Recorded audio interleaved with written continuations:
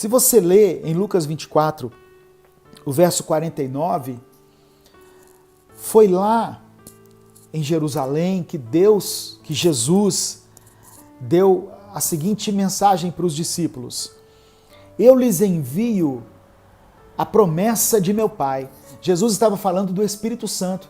Olha, eu envio a vocês o Espírito Santo. Lucas 24, verso 49. Mas fiquem na cidade, a cidade era Jerusalém, fiquem na cidade, até serem revestidos do poder do alto. Jesus estava dizendo assim, olha, aqui em Jerusalém, aqui no lugar de adoração, é que vocês serão revestidos com o Espírito Santo. Naquele momento ali, isso tinha a ver com um local geográfico, mas hoje isso fala para nós de estarmos na presença de Deus.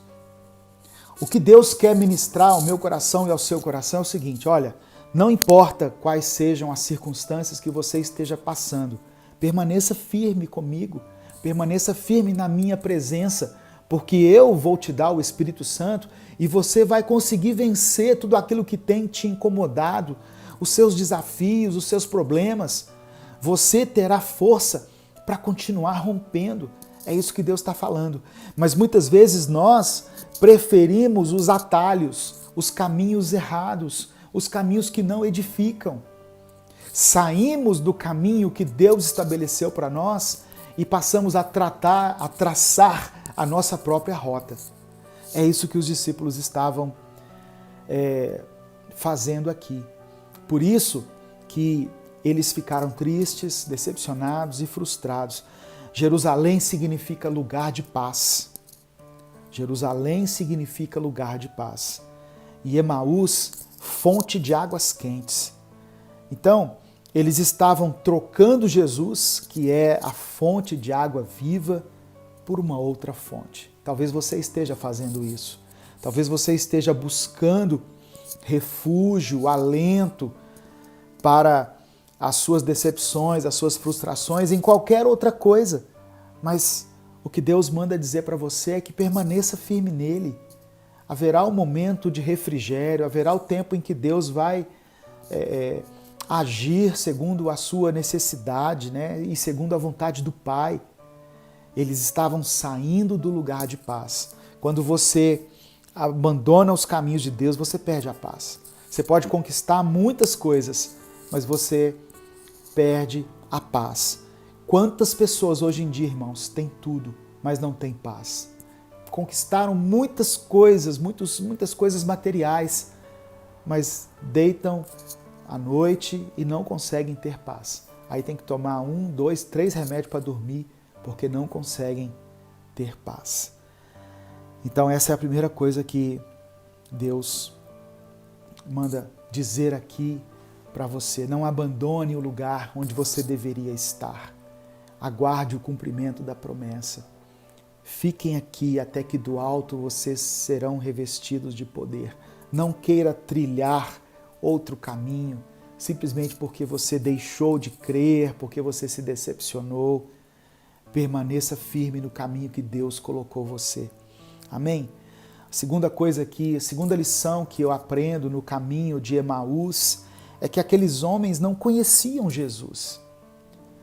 Engraçado, né? Porque eles andaram com Jesus aproximadamente 3 anos e meio, eles estiveram junto com Jesus, recebendo lições, ministrações do próprio Cristo, viram Jesus operar um monte de milagres, fazer um monte de coisas, viram Jesus pregar sermões maravilhosos.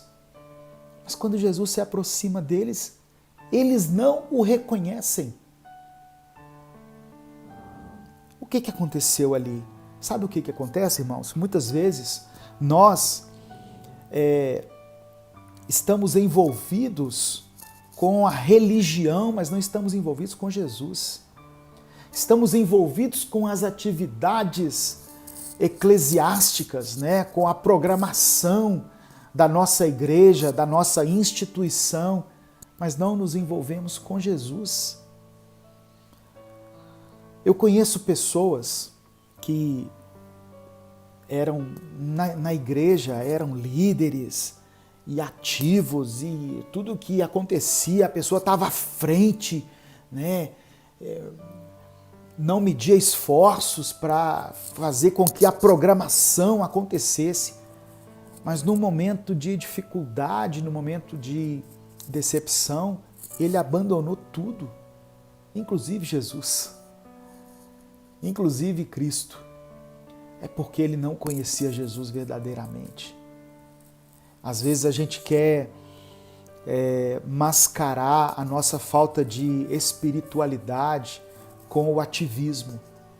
Porque nossa, aquela pessoa é uma bênção, né? Por quê? Não, porque está envolvido com tantas coisas na igreja. Amém. Tem pessoas que são bênçãos, sim, e se envolvem com muitas coisas, mas tem pessoas que querem se esconder atrás do mover. Sabe? Você entende o que eu estou falando?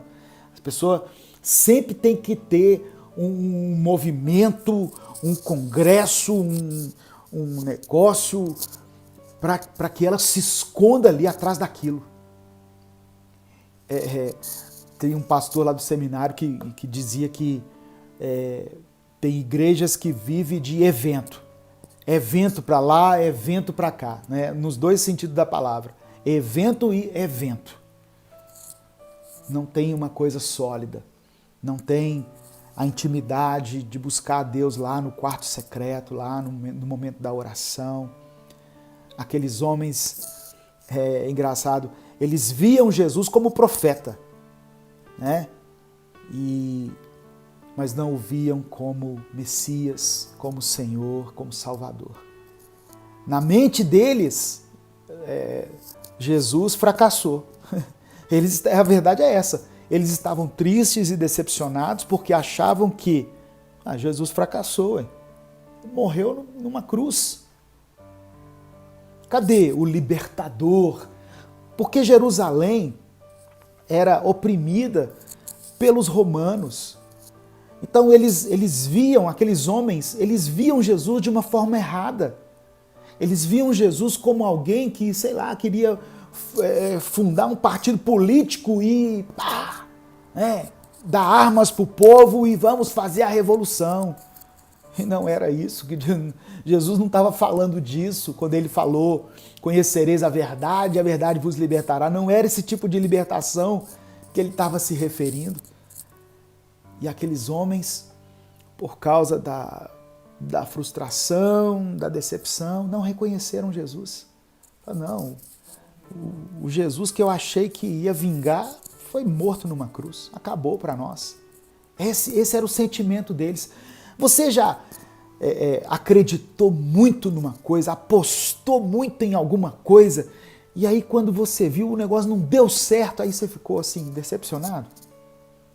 Em qualquer aspecto, sabe? Em relacionamento. Pessoas, eu estou vendo um monte de gente decepcionada com igrejas. A pessoa deu a vida pela igreja. Organizava a sua agenda em função da igreja, fez um curso na faculdade por causa da igreja, escolheu a casa para morar porque era mais próximo da igreja. Aí depois descobriu que a igreja não era nada daquilo. Quando viu os bastidores da igreja, aquilo que a gente não vê no primeiro momento, se decepcionou, se frustrou e agora está aí, andando errante pelo caminho de Emaús. E Jesus do lado querendo falar com ela e ela não o reconhece mais. Amém, irmãos? É engraçado, né? Como a palavra de Deus, ela é viva e ela nos conduz assim a um entendimento. Eu louvo a Deus por essa palavra, porque eu sei que eu estou falando para muitas pessoas que nesse momento de pandemia, de crise, estão pensando assim: puxa vida, o Jesus que eu achei que ia me proteger, não me protegeu, eu estou desempregado. O Jesus que eu achei que ia blindar a minha casa, não blindou, meu filho desviou, meu marido foi embora, minha mãe morreu de Covid, o meu parente está entubado. Então, nós temos que reconhecer Jesus da maneira correta. temos que reconhecer Ele da maneira correta. É engraçado que a Bíblia fala que Jó era um homem abençoado, né? Íntegro, reto, temente a Deus. Eu já falei isso aqui outras vezes, já mencionei isso aqui outras vezes. Mas só depois que ele passou por uma experiência de sofrimento, foi que ele disse, né, lá em Jó 42, Senhor, eu te conhecia só de ouvir falar. Na verdade, aquele Jó lá do capítulo 1 não conhecia o Senhor de verdade, não. Conhecia o Senhor só de ouvir falar. Mas agora os meus olhos te veem. Então, aqueles homens não conheciam Jesus.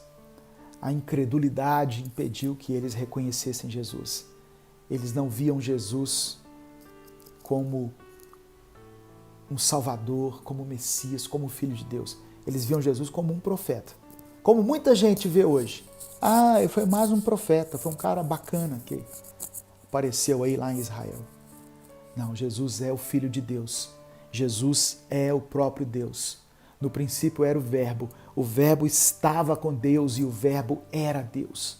Jesus era Deus e Ele caminhou aqui entre nós.